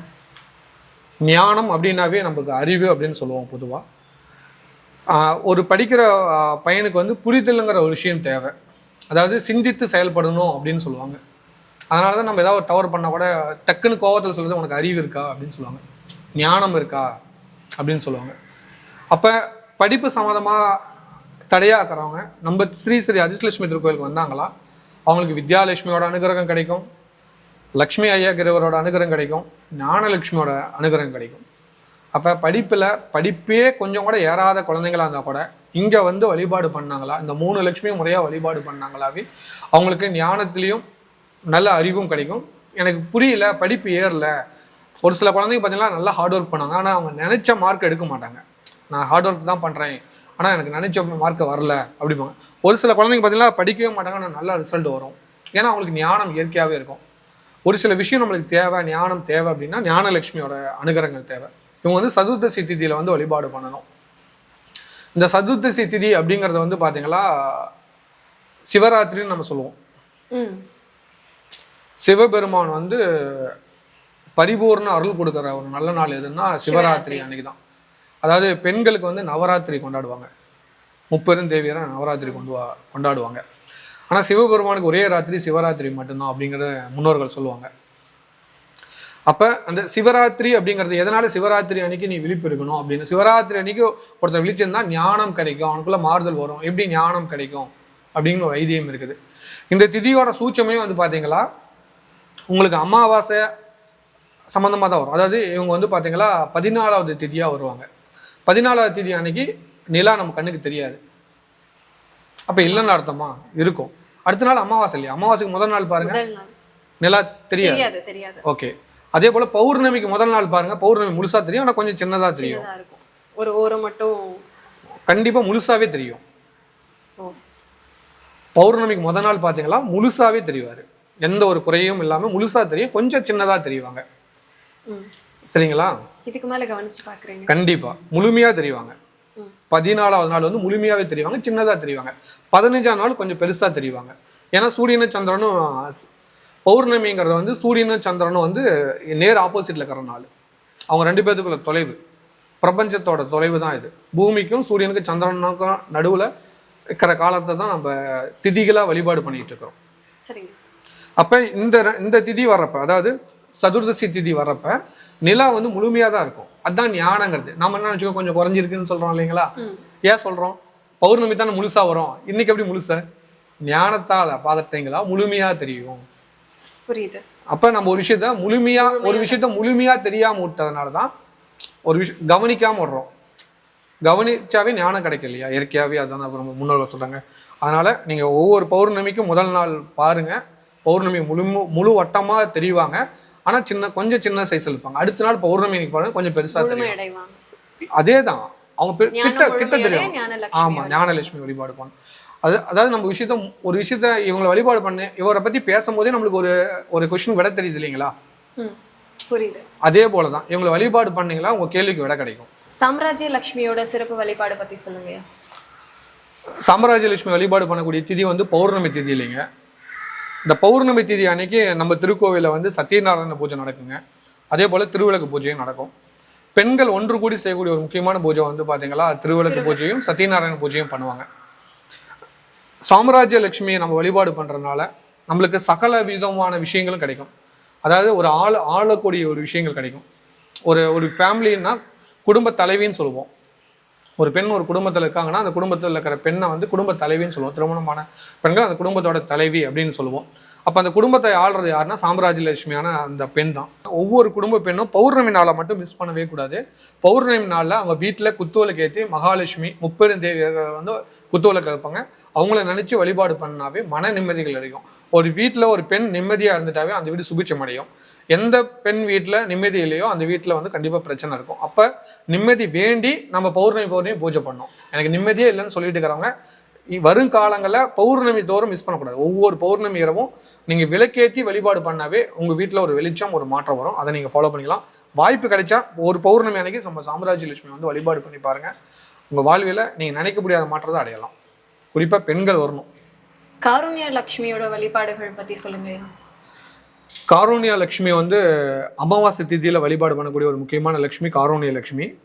இந்த லட்சுமியை வழிபாடு பண்ணால் ஒவ்வொரு பெண்களுக்கிட்டும் கருணை காருண்யம் அப்படின்னு சொல்லியிருக்கோம். அதாவது இலகன மனசு அப்படின்னு நம்ம சொல்லுவோம். இவங்களை வழிபாடு பண்ணாவே நமக்கு எல்லா பொருளும் சேர்ந்தே கிடைக்கும். ஏன்னா இவங்களை வழிபாடு பண்ணுற நாள் வந்து அமாவாசை. சூரியனும் சந்திரனும் சேர்ந்தால் அமாவாசை வரும். நம்மளுக்கு ஒரு விஷயம் சேரணும் அப்படின்னு நினைச்சிங்களா காருண்ய லட்சுமி வழிபாடு பண்ணால் கண்டிப்பாக வெற்றியில் கிடைக்கும். அதிர்ஷ்டம் கொடுக்கக்கூடிய ஒரு லட்சுமி யாருன்னா காருண்ய லட்சுமி தான். அதே போட்டி பந்தயங்களை வெற்றி கொடுக்கணும்னா காருண்ய லட்சுமி தான். இது எல்லாத்துலேயும் ஒன்று மட்டும் இருந்தால் பத்தாது, கூட்டாக முயற்சி பண்ணாதான் வெற்றி கிடைக்கும். கரெக்டாக தானே? ஒரு வெற்றி வேணும்னா கூட்டு முயற்சி வேணும். ஒரு பொருள் தேவை அப்படின்னா 2 பேரோட ஒத்துழைப்பு இருந்தால் தான் ஒரு விஷயத்தை அடைய முடியும். இப்போ ஒரு வீடு வாங்குறீங்கன்னா விற்கிறவங்களும் ஒத்துழைக்கணும், வாங்குறவங்களும். அப்போ 2 பேர் தேவைப்படுது. கண்டிப்பா. ஓகேங்களா? அப்போ எல்லா விஷயம் ஒரு போட்டியில் வெற்றி பண்ணா நம்மளுக்கு பின்னாடி வரவங்க வந்தால் தான் நம்ம முதல்ல வரோன்னு சொல்லுவாங்க. இப்போ அங்கேயும் ஒரு துணைக்கு ஒரு ஆள் தேவைப்படுறாங்க. அதில் நம்ம ஃபர்ஸ்ட்டாக வரணும் அப்படின்னு நம்ம நினைப்போம் இல்லையா? 10 பேர் வந்தாலும் அதில் நம்ம முதலாக வரணுங்கிறது தான் நம்மளோட ஒரு எக்ஸாம் எழுதினா கூட அதில் முதல் மார்க் இருக்கணும் அப்படின்னு நினைக்கிறவங்க ஒவ்வொரு அமாவாசைக்கும் காருண்ய லட்சுமி வழிபாடு பண்ணாங்களா 100% அவங்க நல்லா நடக்கும். ஒவ்வொரு அமாவாசை அன்னைக்கும் அவங்க வீட்டில் ஏதாவது ஒரு கடவுளத்தை வழிபாடு பண்ணாவே அவங்க முதன்மையாக வந்துட்டு இருப்பாங்க. இதுதான் ஐதீகம். ஒவ்வொரு அமாவாசைக்கும் அன்னைக்கு காருண்ய லட்சுமியை தியானிச்சு யாகம் நடக்கும். அவங்களுக்கு அன்னைக்கு வந்து யாகத்தில் பண்ண கலச அபிஷேகம் நடக்கும். அந்த கலச தீர்த்தத்தை தெளிக்கும் போதே உங்களுக்கு ஒரு பெரிய மாற்றம், உங்களுக்கு கூட ஒருத்தர் வரா மாதிரி இருக்கும். இந்த லட்சுமி வழிபாடு பண்ணால் அந்த லட்சுமி எப்போ உங்க கூட இருப்பாங்க. அந்த லட்சுமியோட ரூபமே அதுதான். நீங்கள் காருண்ய லட்சுமி மன உருகி வழிபாடு பண்ணால் அவங்க உங்க கூடயே வந்துருவாங்க. எப்பவும் இருப்பாங்க. அதனால் ஒவ்வொரு அமாவாசை அன்னைக்கு உங்களை வழிபாடு பண்ணி பாருங்கள். அவங்க கூட இருக்கிறத நீங்கள் உணரலாம், அதை நீங்கள் அனுபவிக்கலாம்.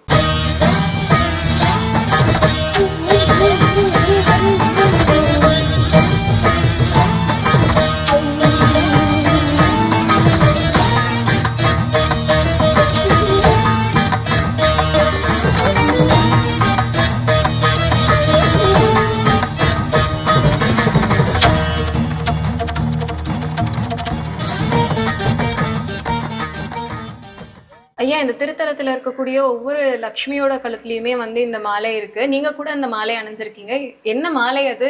என்ன காரணத்துக்காக போட்டிருக்கீங்க ஐயா? லக்ஷ்மியோட கழுத்தில் அணிஞ்சிருக்க மாலை வந்து தாமரை மணி மாலைங்க. தாமரை விதையிலிருந்து செய்யக்கூடிய ஒரு முக்கியமான மாலை, மகாலட்சுமிக்கு பிடித்த ஒரு மாலை. அதாவது இந்த மாலையை வச்சு தியானம் பண்ணக்கூடிய ஒரு விஷயம், தியானம் பண்ணவங்க அணியக்கூடிய ஒரு விஷயம். நம்மளுக்கு எப்பெல்லாம் மனசு ஒரு நிலையாக வேணும் அப்படின்னு நீங்கள் நினைக்கிறீங்களோ அந்த நேரத்தில் அணியக்கூடிய ஒரு விஷயம். எல்லா நேரத்துலையும் இது அணியக்கூடாது. பூஜை நேரம், நமக்கு ஒரு தேவைக்காக பிரார்த்தனை பண்ணுற நேரம், நம்ம ஒரு செயல் செய்கிற நேரம், அந்த நேரங்களில் இது அணியறதுனால லக்ஷ்மி நம்ம கூட இருக்கிறத உணரலாம்னு வச்சுக்கோங்களேன். இந்த மாலை வந்து ஒவ்வொரு 48 நாளுக்கும் புது மாலை நாங்கள் மாற்றிடுவோம். இந்த மாலை வந்து பக்தர்களுக்கு நாங்கள் கொடுத்துருவோம். 48 நாள் பூஜை முடிஞ்சு பக்தர்களுக்கு இந்த மாலையை நாங்கள் கொடுத்துருவோம்னு வச்சுக்கோங்களேன். நார்மலாக ருத்ராட்ச மாலை பார்த்துருக்கேன். பட் தடவையாக வந்து இந்த மாதிரி தாமரை விதை மாலைகள் பார்க்குறது புதுசாக இருக்குது. ஒரு மாதிரி நல்ல ஒரு வைப்ரேஷனும் இருக்குது. ஆக்சுவலாக சிவபெருமானுக்கு ருத்ராட்ச மாலைங்க. பெருமாளுக்கு வந்து பார்த்தீங்களா துளசி மாலை. பெருமாள் வழிபாடு பண்ணுறது துளசி மாலை வழிபாடு பண்ணுவாங்க. அதே முருகனுக்கு வழிபாடுனா செங்கருங்காலி மாலை பண்ணுவாங்க. கருங்காலி மாலை கேள்விப்பட்டீங்களா? முருகனுக்கு வழிபாடு பண்ணுறவங்க பண்ணுவாங்க. அதே போல் வந்து பார்த்தீங்கன்னா மகாலட்சுமிக்கு வழிபாடு பண்ணக்கூடிய ஒரு மாலை எது அப்படின்னு பார்த்தீங்கன்னா தாமரை விதை மாலை. இது ரொம்ப விசேஷம்.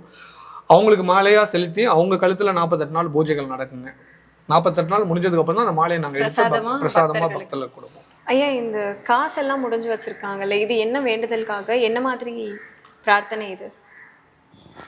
உங்களுக்கு நான் ஏற்கனவே ஒரு விஷயம் சொல்லியிருப்பேன். இந்த கோவிலில் வந்து பிரார்த்தனை அப்படிங்கிறது வந்து பார்த்தீங்களா உடனே நிறைவேற்றக்கூடிய லக்ஷ்மி நம்ம லக்ஷ்மி. அவங்களுக்கு எப்படி பிரார்த்தனை பண்ணால் பச்சை கலர் துணியில் 5 ரூபாய் காசை உள்ளே வச்சு பிரார்த்தனை மகாலட்சுமிகிட்ட வச்சுட்டு ஒவ்வொரு லட்சுமிகிட்டையும் அந்த காயினை வச்சு நீங்கள் என்ன பிரார்த்தனை பண்ணுறீங்களோ அவங்க கிட்ட சொல்லணும். அதாவது சொல்லணும்னா மனசில் தியானிக்கணும். உங்கள் பிரார்த்தனை என்னன்னு ஆதி மகாலட்சுமிகிட்ட வச்சு நீங்கள் வாங்கிட்டு ஒவ்வொரு லட்சுமிகிட்டையும் வாங்கிட்டு வரணும். வச்சு 14 லட்சுமிகிட்டையும் வச்சு பாதத்தில் வச்சு வழிபாடு பண்ணிக்கணும். ஒரு விஷயத்த ஒருத்தர்கிட்ட சொன்னாவே காரியம் நடக்குன்னு நம்ம ஒரு விஷயம் சொல்லுவோம். ஒரு கடவுள்கிட்ட சொன்னாவே. இப்போ 16 பேர்கிட்ட சொல்லி ஒரு விஷயத்த நம்ம செய்கிறப்ப 100% அந்த காரியம் நடக்கும். இந்த மாதிரி பிரார்த்தனை பண்ணி கட்டின காயின் தான் இது எல்லாமே. நிறைய பக்தர்கள் இதை கட்டின உடனே நிறைய பேருக்கு கல்யாணம் நடந்திருக்கு, குழந்தை பாக்கியம் நடந்திருக்கு, படிப்பில் ஜெயிச்சிருக்காங்க, வியாபாரத்தில் ஜெயிச்சிருக்காங்க. ஓகே, மகாலட்சுமியை வந்து பிரார்த்தனை பண்ணி காயினை கட்டினீங்களா உங்களுக்கு பிரார்த்தனை உடனே நிறைவேற்றுவாங்க. எதனால இந்த பச்சை துணியில வந்து காசை முடிஞ்சு கட்டணும்? மகாலட்சுமியோட விசேஷமான உடை நிறம் அப்படிங்கிறது பச்சை துணிங்க. குபேரனுக்குரிய துணியும் வந்து பச்சை துணிங்க. குபேரனுக்குரிய நாளும் புதன்கிழமைங்க. இப்போ எல்லாமே இந்த எல்லா விஷயமும் பச்சையில் ஆரம்பிக்குங்க. மகாலட்சுமி வந்து பச்சை வஸ்திரம் சாத்தி வழிபாடு பண்ணால் வெற்றி கிடைக்குன்னு ஐதீகம் இருக்குங்க. அப்போ இந்த வழிபாடு பண்ணுறது வந்து புதன்கிழமையில் பண்ணால் சிறப்பானதா, இல்லை எந்த நாளில் வேணால் பண்ணலாம் அந்த மாதிரி? நீங்கள் அனைத்து நாள்லையும் நீங்கள் வழிபாடு பண்ணலாங்க. ஆனால் ரொம்ப குறிப்பிட்டு சொல்லணுமா தான் நீங்கள் பிறந்த திதி அன்னைக்கு நீங்கள் இந்த வழிபாடு பண்ணீங்களா உங்களுக்கு 101% வெற்றி கிடைக்குங்க. நீங்கள் வந்து எப்போவுமே சொல்கிற இந்த கோவிலோட முக்கியமான விதிகளில் ஒன்று திதி வழிபாடு தாங்க. நீங்கள் எந்த திதியில் பிறந்தீங்களோ அந்த திதிக்குரிய வழிபாடு நடக்கும். அப்போ நீங்கள் ஒரு பெரும் பிரார்த்தனையோடு வரீங்க அப்படின்னா, இப்போ ஒரு முக்கியமாக ஒரு கல்யாணம் ஆகணும், குழந்தை பாக்கியம் தேவை அப்படின்னா ஆண் பெண் 2 பேர்த்துல யாரோ ஒரு திதியில் வரணும். பிறந்த திதி அன்னைக்கு கடவுள் வழிபாடு பண்ணணும். அவங்க வளர்பிறையில் பிறந்தால் வளர்பிறை திதி இல்லை, தேய்பிறையில் பிறந்தாங்களா தேய்பிறை திதி. மாதத்தில் 2 திதி வரும். அதில் ஒரு திதி நீங்கள் பிறந்த திதியாக இருக்கும். வளர்பிறையா தேய்பிறையான்னு பார்த்துக்கணும். அந்த திதி அன்னைக்கு வந்து பிரார்த்தனை பண்ணிவிட்டு வழிபாடு 16 லட்சுமிட்டு பிரார்த்தனை பண்ணி இந்த காயின் வந்து மற்ற உபதெய்வங்கிட்டையும் வச்சு வழிபாடு பண்ணிட்டு வந்து இந்த காயினை கட்டினீங்களா அடுத்த திதி வரத்துக்குள்ளே உங்களுக்கு காரியம் வெற்றி ஆகும். நம்ம எந்த ஒரு செயல் செஞ்சாலும் 16 நாள் அதுக்கான ரிசல்ட் தரும்னு சொல்லுவாங்க. இதுதான் வந்து நம்மளோட இயற்கைங்க. அதாவது ஒரு மனிதன் இறந்துட்டாவே 16ஆவது நாள் காரியம் பண்ண அவனுக்கு போய் சேரும் அப்படின்னு சொல்லுவாங்க. ஏன்னா அவன் எந்த திதியில் பிறந்தாலும் அடுத்த திதி வந்து 16ஆம் நாள் தான் வரும். அப்போ அந்த திதி தொடர நாள் வந்து அவனுக்கு வெற்றி அவருக்கு போய் சேருமா, சொர்க்கத்தை போய் சேருவாங்களாம். அதே போல் உங்கள் காரியம் வெற்றி ஆகணும் 16 நாளுக்குள்ளே வெற்றி கிடைக்கக்கூடிய ஒரு பிரார்த்தனை விஷயம் தாங்க இந்த 5 ரூபாய் காயின் பிரார்த்தனை. எவ்வளோ பெரிய சிக்கலாக இருந்தாலும் 5 ரூபாயில் தீர்த்து வைக்கக்கூடிய ஒரு கோவிலுங்க. சரிங்க. நல்லது. ஐயா, பெருமாளோட திருத்தலங்கள்ல பெருமாளுக்கு நேர் எதிரில் வந்து ஆஞ்சநேயர் இருப்பாரு. ஆனா இந்த திருத்தலத்துல ஆதி மகாலட்சுமிக்கு எதிர் திசையில வந்து பார்த்த மாதிரி ஆஞ்சநேயர் இருக்காரு. இதுக்கு ஏதாவது காரணம் இருக்கா? மகாலட்சுமியும் ஆஞ்சநேயரும் சந்திக்கக்கூடிய காலங்கிறது ரொம்ப விசேஷ காலம். இது புராண காலத்தில் எடுத்துட்டிங்களா சுந்தரகாண்டத்தை நினைவுபடுத்தணும் உங்களுக்கு. பெருமாள் எப்போ சோகத்தில் இருப்பார் அப்படின்னா தேவியாரை பிரிஞ்சப்போ சோகத்தில் இருந்தார். அந்த சோகத்தை போக்குறதுக்காக அவரோட கடையாணியை வாங்கிட்டு மகாலட்சுமியை நேருக்கு நேராக சந்தித்த ஒரு நாள் நடக்கக்கூடிய நிகழ்வு தான் சுந்தரகாண்டத்தில் நீங்கள் படிப்பீங்க. அப்போ மகாலட்சுமி முன்னாடி ஆஞ்சநேயர் வழிபாடு பண்ணுறது வந்து இந்த சுந்தரகாண்டத்தை நினைவுபடுத்தக்கூடிய ஒரு நிகழ்வு. ஏன்னா இவங்க 2 பேரும் எப்போ சந்தித்தாலும் அதீத சந்தோஷத்தில் இருப்பாங்களாம். இந்த நிகழ்வு நம்ம எப்படி எடுத்துக்கலாம்னா சுந்தரகாண்டத்தில் வந்து பார்த்தீங்கன்னா பெருமாளோட கடையாணி ஆஞ்சநேயர், அதாவது ஆஞ்சநேயர் வச்சுருப்பாரு. இல்லை தாயார் வந்து பார்த்தீங்களா நீ ராவணன் தான், நீ வந்து மாறி வந்து உருமாறி வந்திருக்க அப்படின்னு சொல்லி சந்தேகத்தில் கேட்பாங்க. அப்போ கடையாணி பார்த்த உடனே தான் கண்டுபிடிச்சி அதீத மகிழ்ச்சி அடைவாங்களாம். மகாலட்சுமி அடைஞ்ச மகிழ்ச்சியை பார்த்துட்டு இவரும் அவ்வளோ சந்தோஷப்பட்டாராம். இப்போ இருவரும் சந்திக்கக்கூடிய ஒரு நேரம் தான் வந்து அதீத சந்தோஷமாக இருக்கக்கூடிய நேரம். இவங்க 2 பேரும் சந்தித்த நாளுக்கு அப்புறம் பெருமாளும் சந்தோஷமாக இருந்தாராம். ஏன்னா சீதா தேவி பற்றி தகவலே தெரியாமல் வந்து ஒரு தகவல் தெரிஞ்சுதான். அப்போ மகாலட்சுமியும் ஆஞ்சநேயரையும் நீங்கள் பார்த்துட்டிங்களா உங்களுக்கு விட தெரியாததுக்கு விட தெரியும் அப்படிங்கிறது தான் இந்த கோயிலோட ஐதீகம்னு வச்சுக்கோங்களேன். ஆஞ்சநேயர் நீங்கள் வழிபாடு இந்த கோயிலுக்கு வந்துட்டீங்களாவே உங்களுக்கு ஒரு இனம் புரியாத ஒரு கொஸ்டின் இருக்கும். அந்த கொஸ்டினுக்கு ஒரு விட தெரிஞ்சிடும். அந்த கோயிலுக்கு வந்துட்டா இயற்கையாகவே தெரிஞ்சிடும். அவ்வளோ சக்தி வாய்ந்த ஒரு வழிபாடு ஸ்தலம் தான் வச்சுக்கோங்களேன். ஏன்னா அந்தளவுக்கு சூட்சமும் இந்த கோவிலில் அடங்கி இருக்குது. சரிங்கய்யா, இந்த யாகசாலை பற்றி சொல்லுங்கள். ஒவ்வொரு அமாவாசை அன்னைக்கும் நம்ம திருக்கோவிலில் யாகம் நடக்குங்க. சாயங்காலம் 6 மணிக்கு ஆரம்பித்து நைட் 8 மணிக்கு யாகம் முடிஞ்சோடனே அன்னதானம் அனைத்து பக்தர்களுக்கும் நடக்கும். இந்த யாகத்தோட சிறப்பே வந்து பார்த்தீங்களா குபேர பூஜையும் லக்ஷ்மி பூஜையும் ஆஞ்சநேயர் பூஜையும் நடக்கும். ஏன்னா அமாவாசை தேதியில் ஆஞ்சநேயர் அவதாரம் பண்ண ஒரு நாள் அப்படின்னு சொல்லுவாங்க. மார்கழி மாதம் மூல நட்சத்திரம் அமாவாசை நாளில் தான் ஆஞ்சநேயர் அவதாரம் பண்ணார். அதனால் அவரோட திதி வரதுனால அவருக்கும் தாயாருக்காகவும் குபேரனுக்காகவும் அமாவாசை அன்னைக்கு பூஜைகள் நடக்கும். அந்த பூஜையில் வந்து பார்த்தீங்கன்னா தனஹர்ஷன திலகன்னு சொல்லி நாங்கள் ஒன்று கொடுப்போங்க. ஒவ்வொரு அமாவாசைக்கும் இது வந்து கிஃப்ட் பாக்ஸாக நாங்கள் பொதுமக்களுக்கு கொடுத்துட்ருக்கோம். இதோட விசேஷமே வந்து பார்த்தீங்கன்னா உங்கள் வீட்டு வாசலில் உள் நலவில் வெளியில் உள் நலவில் மேலே கட்டிட்டு இருந்தோம். இந்த மாதம் வரீங்க அப்படின்னா இந்த மாதம் அமாவாசைக்கு வந்துட்டு வாங்கிட்டு போய் உள் நலவை மேலே கட்டிடுறீங்க. நீங்கள் அடுத்த அமாவாசைக்கு வரும்போதும் சும்மாவே வரலாம் கோயிலுக்கு வந்து சுவாமி கும்பிட்டு மறுபடியும் ஒன்று வாங்கிட்டு போகிறேன் இந்த மாதிரி ஒன்று கொடுப்போம். அதை வாங்கிட்டு போய் அந்த உள்நாளில் கட்டிட்டு அதே இடத்துல புதுசாக வாங்கிட்டு போகிறத கட்டிட்டு ஏற்கனவே கட்டினதை வந்து உங்கள் வீட்டு சாமி ரூமில் வச்சிடணும். இந்த மாதிரி இன்னொரு பொருள் இருக்குமா அதை சாமி ரூமில் வச்சிடணும். ஒன்று உங்கள் வீட்டில் 2 இருக்கும். 3வது அமாவாசை வரும்போது உங்கள் வீட்டில் இருக்கிற சாமி ரூமில் இருக்கிற அந்த கிஃப்ட் பாக்ஸ் எடுத்துகிட்டு வந்து யாகத்தில் போட்டுடணும். அப்போ 4வது மாதம் ஒன்று கிடைக்கும் உங்களுக்கு. அதாவது 3வது மாதமே இன்னொன்று கிடைக்கும். உங்கள் வீட்டுக்கு போகும்போது இன்னும் வாங்கிட்டு போவாங்க. இதுவே வந்து ஒரு சர்க்கிளாக மாறும். எப்படி உங்கள் வீட்டு நிலவுக்கும் ஒன்று இருக்கும், உங்கள் வீட்டு சாமி ரூமில் ஒன்று இருக்கும், யாகத்துக்கு வரும். அப்போ எங்கேருந்து கிடைச்சதோ அங்கேயே திரும்ப வந்து உங்களுக்கு கொடுத்துருவீங்க. அப்போ லட்சுமி உங்கள் கூடவே இருக்கிறத அதன் மூலிமா உணரலாம். லட்சுமி உங்கள் கூடவே இருக்கிறத நீங்கள் உணரலாம். அப்போ இது வந்து வாசல்ங்கிறது நிலவுகால் தான் லட்சுமி இருக்கான்னு உங்களுக்கு ஏற்கனவே நான் சொல்லியிருக்கேன். அப்போ அந்த நிலவுகால் மேலே மகாலட்சுமியோட அம்சமான இந்த பொருளை நீங்கள் வச்சுட்டிங்களா உங்கள் வீட்டில் நெகட்டிவிட்டி வரவே வராது, பாசிட்டிவிட்டி தான் கிடைக்கும். ஒரு பெரிய நிம்மதி ஒரு சந்தோஷம் நடக்கும். தடைப்பட்ட காரியம் எல்லாமே தடையெல்லாம் நடக்கும் இந்த கிஃப்ட் பாக்ஸ் மூலிமா. அதை நீங்கள் போய் கட்டலாம். ரொம்ப நன்றிங்க ஐயா. சேலத்தில் இந்த மாதிரி ஒரு திருத்தலத்துக்கு இன்னைக்கு நான் வந்திருக்கிறது கூட கடவுளோட கிருபன் தான் நினைக்கிறேன். ரொம்ப அழகா ஆதி மகாலட்சுமியிலேருந்து 16 லக்ஷ்மிகளோட திதி அவங்களோட வழிபாட்டு முறையிலேருந்து எல்லாத்தையுமே ரொம்ப அழகாக சொன்னீங்க. ரொம்ப நன்றிங்க. நன்றிம்மா. நன்றி ஐயா. இந்த ஆலயத்தில் நடக்கக்கூடிய சோழி பிரசன்னம் பற்றி சொல்லுங்கள். இந்த ஆலயத்தில் வந்து பார்த்திங்களா ஒவ்வொரு வெள்ளிக்கிழமையும் வந்து பார்த்திங்களா சோழி பிரசனம் பொதுமக்களுக்கு பார்ப்போம். இந்த சோழி பிரசனம் வந்து பார்த்திங்களா உங்களுக்கு ஜாதகம் இல்லாதவங்க, எனக்கு விட தெரியாதவங்க வரவங்க, ஒரு குழப்பத்தில் இருக்கிறவங்க, எனக்கு எங்கள் வீட்டில் என்ன நடக்குதுன்னு புரியாமல் இருக்காங்க இல்லையா, அவங்க இந்த சோழி பிரசனத்தின் மூலிமா பார்த்தாங்களா அவங்களுக்கான விடையை தெரிஞ்சுக்கலாம். அவங்களுக்குரிய பரிகாரமும் நான் சொல்லிடுவோம். இதுக்கு எந்த ஒரு கட்டணமும் இல்லை, இலவசமாகவே நாங்கள் பண்ணி கொடுக்குறோம் பொதுமக்களுக்காக. எஸ்எஸ் வர்மா டிவி வழங்கக்கூடிய ஆலய பயணத்தில் இன்னைக்கு நாம ஓமலூர் டு சங்ககிரி போகக்கூடிய அந்த மெயின் ஹைவேஸில் ரைட் சைடில் எட்டிக்குட்டமேடு அப்படிங்கிற இடத்துல அமைஞ்சிருக்கக்கூடிய ஸ்ரீ ஸ்ரீ அதிர்ஷ்டலக்ஷ்மி திருக்கோவிலில் தான் இருக்கும். இன்னைக்கு இந்த கோவிலில் இருக்கக்கூடிய 16 லக்ஷ்மிகளையுமே வந்து மனமாற பார்த்து அவர் சொன்ன நம்ம எல்லாத்தையுமே தெரிஞ்சிருப்போம். நீங்களும் தெரிஞ்சிருப்பீங்கன்னு நினைக்கிறேன். ஸோ உங்களோட திதி என்ன அப்படின்றத பார்த்து உங்களுக்கான கடவுளை மனசார வேண்டிக்கோங்க. உங்களுக்கு வேண்டிய எல்லாமே நல்லபடியாக நடக்கும். இன்னொரு ஆலய பயணத்துல மீண்டும் சந்திக்கும் வரை உங்களிடமிருந்து விடைபெறுவது விஜய் ரத்னா.